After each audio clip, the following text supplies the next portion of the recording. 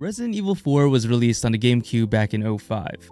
Going through various iterations aka ports, some people had their nostalgia of RE4 on the PlayStation 2, Xbox 360, PC, and the Wii Edition. We don't speak of the mobile version in these realms. In more recent times, we can include the Ultimate HD version, the HD Project, and the VR. RE4 will always have a special place in my heart. I grew up being absolutely terrified with the Chainsaw Guy and ended up watching my friend play on the GameCube for most of the time. As I got older, I picked up the Wii version and racked up probably hundreds of hours of play.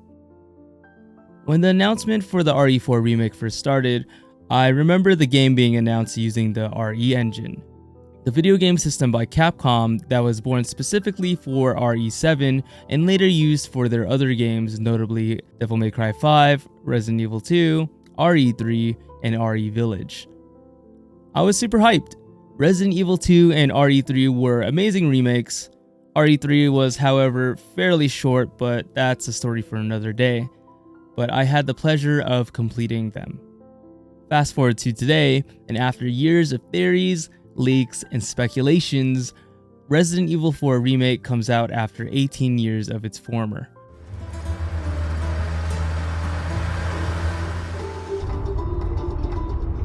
So tell me, Yankee, why did you come to this horrible place? I had a very long playthrough of about 15 hours that consisted of not skipping cutscenes, listening to every Hunnigan transmission, and immersing myself in the new, dark, and gritty world RE4 Remake has to offer. The few days prior to the release, I actually had a full playthrough of the OG RE4 to make the necessary comparisons and contrasts between the new and the old. So this is where I'm gonna hit a spoiler alert. This is where I get into the finite details of the RE4 Remake. If you don't want to hear any spoilers, I advise viewers to click off. Otherwise, feel free to grab a snack, kick back, and nerd out with me as I review this modern masterpiece. Story. RE4 Remake is like the mature older sibling of the OG. The tone is first established with the intro of the game. After a grisly opening scene of a hiker being sacrificed by the Los Illuminados, Leon S. Kennedy, our favorite protagonist, anime MC, voices over his mission to find the president's daughter, Ashley Graham. As he explains his backstory with his history of Raccoon City and Umbrella, his tone is noticeably more serious and distraught compared to the casual and charismatic Leon we know in the OG.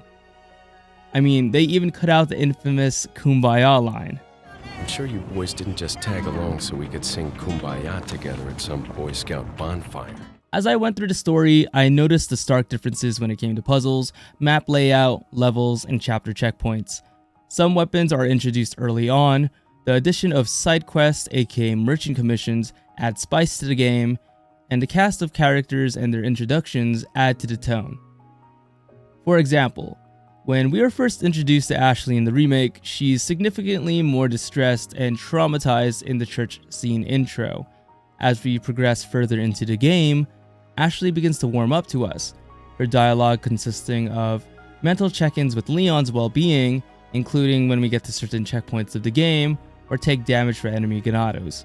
Hell, she even cheers you on during the merchant minigames. You're welcome. Sadler, our main antagonist of the game, is a far cry from his mystique in the OG. In the original, Sadler came off as an elusive, creepy old man that would hinder us in the most annoying ways.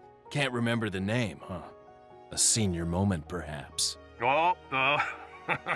And to add insult to injury, he killed off our favorite allies and mocked us in the process. Sadler, you bastard! It's nothing to get all upset about.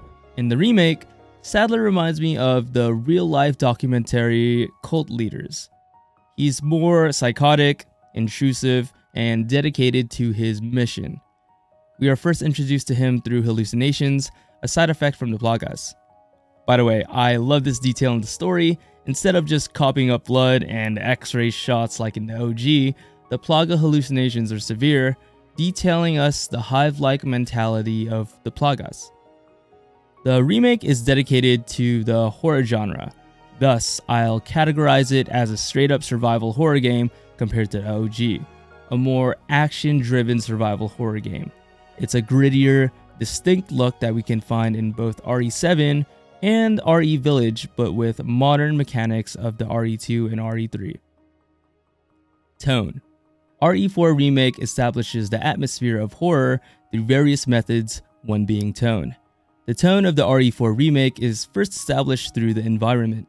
For example, one detail different from the original is our introduction to our first villager. Instead of daylight, we arrive at the village just before dawn. On our way there, we see overgrown forestry, mutilated animals, barbed wire fences, and a fog that covers our path. The sound design.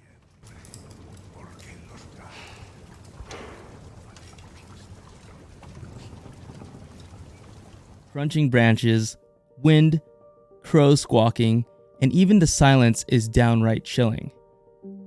As we approach the house, it looks neglected and the inside is just a casual ganado's home. Los Illuminados symbols, spoiled cooking that Gordon Ramsay wouldn't approve, and our policia friend murdered in the basement. And we can't forget the next snap villager coming down for justice for invading his home. And this is where I'm going to include one of my sources, an article by Nerdarchy titled Heightening the Horror Atmosphere for Your Game talks about the use of tone in horror games. Quote, "The tone of the story is an overarching theme that directs the feel of the game. It may be a single word, or it could be a concept or phrase." In this case, the concept of RE4 Remake is simple: surviving a nightmare, one Leon is all too familiar with. The atmosphere is tense, the game is grungier with both the gore and the Las Plagas that infects its victims, and the dialogue is more serious. We can see this within the conversations between Leon and Salazar, and most notably, his conversations with Luis. Siya mising señorita? Young girl? Talk. Now. With more emphasis on Umbrella and the history of Raccoon City, Leon is more distrusting and hostile with Luis in this iteration. However, this change does work in favor of Luis's character arc. And by the way, my favorite part of the story was the minecart scene. I thought that was so amazing. The gameplay was really tight.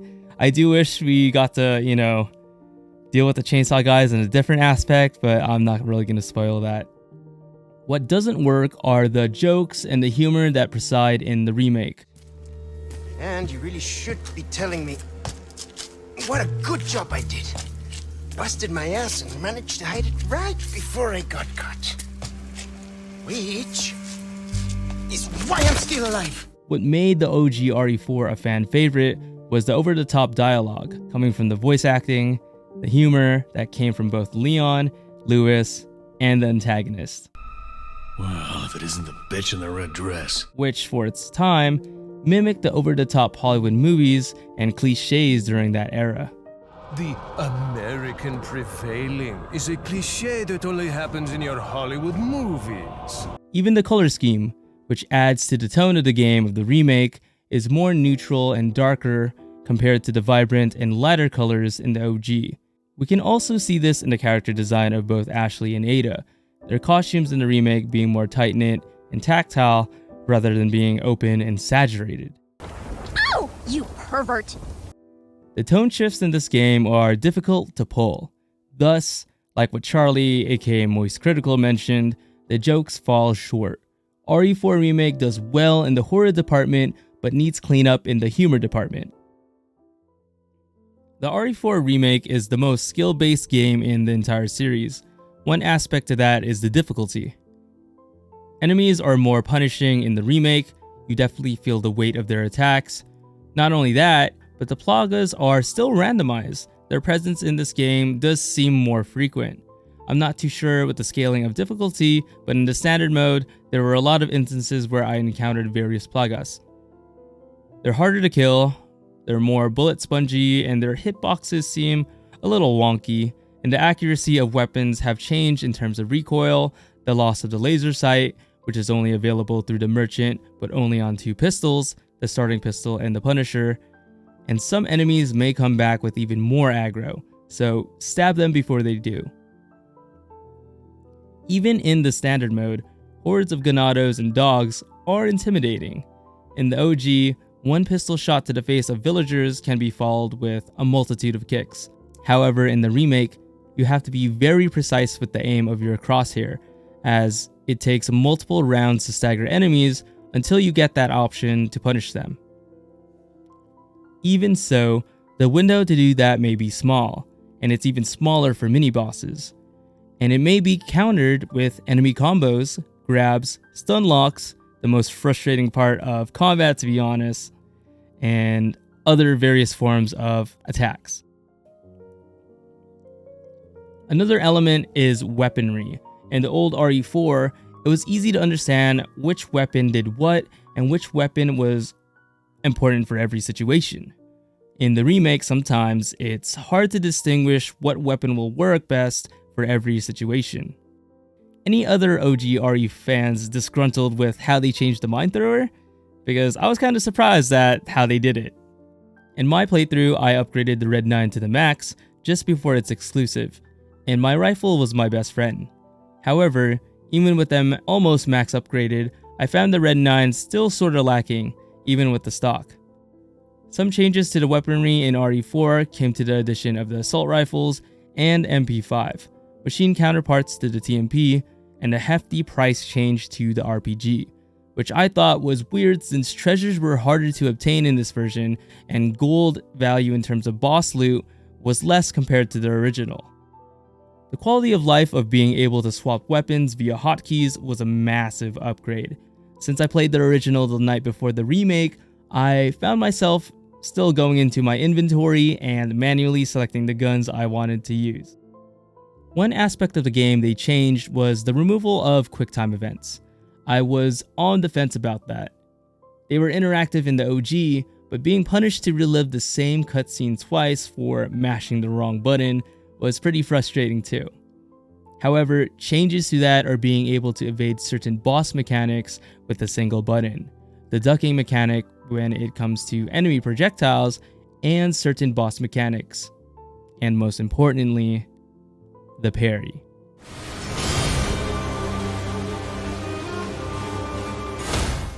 The parry is single-handedly the most important thing in the remake when it comes to combat.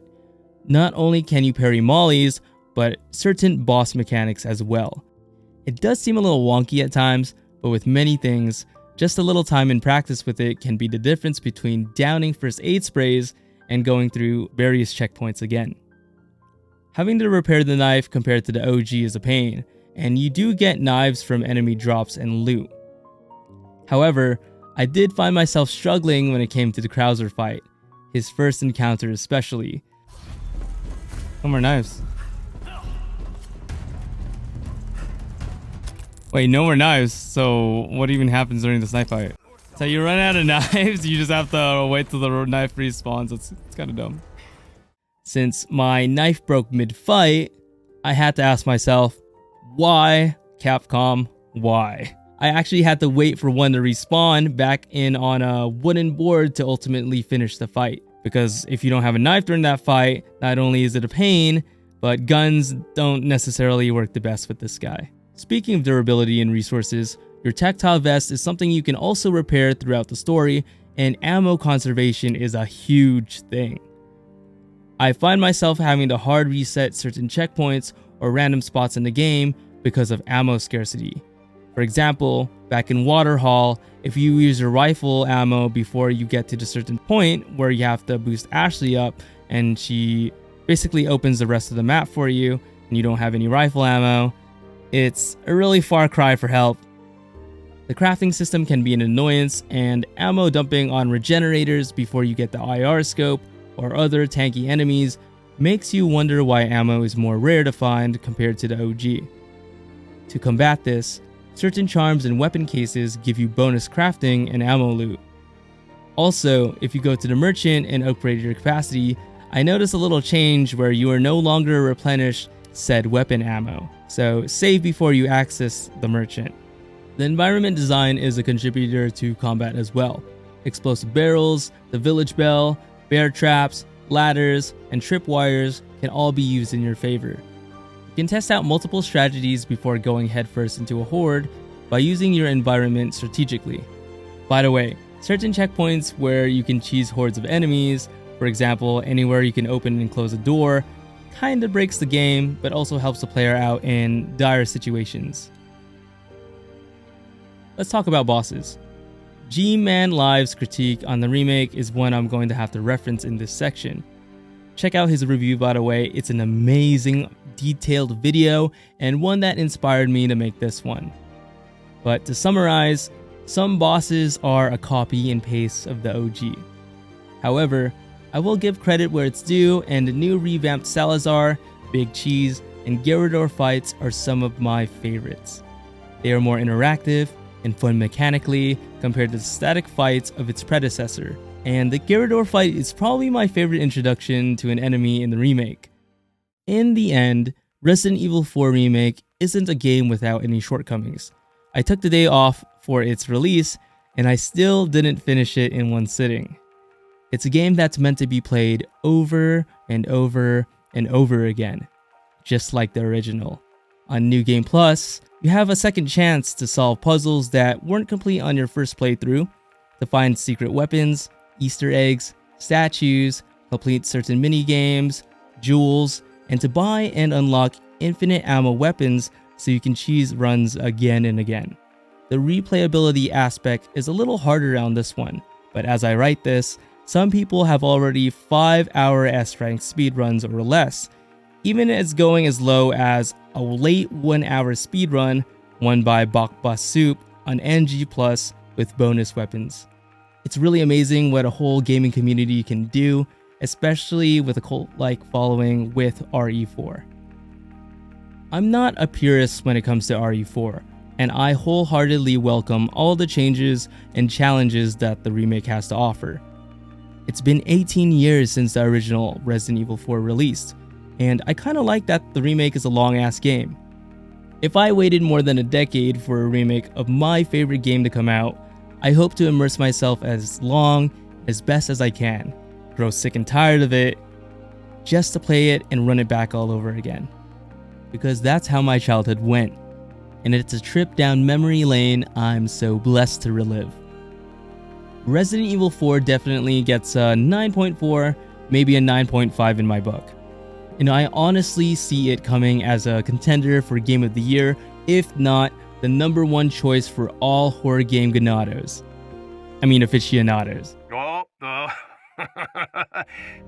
Thank you, Capcom, for giving us the horror game nostalgia we so desperately needed. Now, don't overprice the DLCs for Separate Ways and Assignment Ada, please. Oh, and make a Lewis one while you're at it. That would be so awesome. But if you guys got this far into the video, thank you guys so much for watching. It took me maybe a little over a day or two to write the script out and to record and put all the gameplay in. Not to mention some of the footage that I didn't really get to record on my first run of RE4 Remake, so if you see me using other footage, it's there. But if you guys managed to get this far, I appreciate you guys for watching the video. Thank you guys so much for just stopping by and listening to what I have to say. I like making videos like this, and I like reviewing the things I love, and I hope you guys got something out of it too. Feel free to subscribe, like, and comment down below what your favorite memory was in the RE4 Remake. But other than that, it's your boy Kuya Sunset, aka Big Mike, signing out. It's been a pleasure. I'll catch you guys on the flip side. Peace!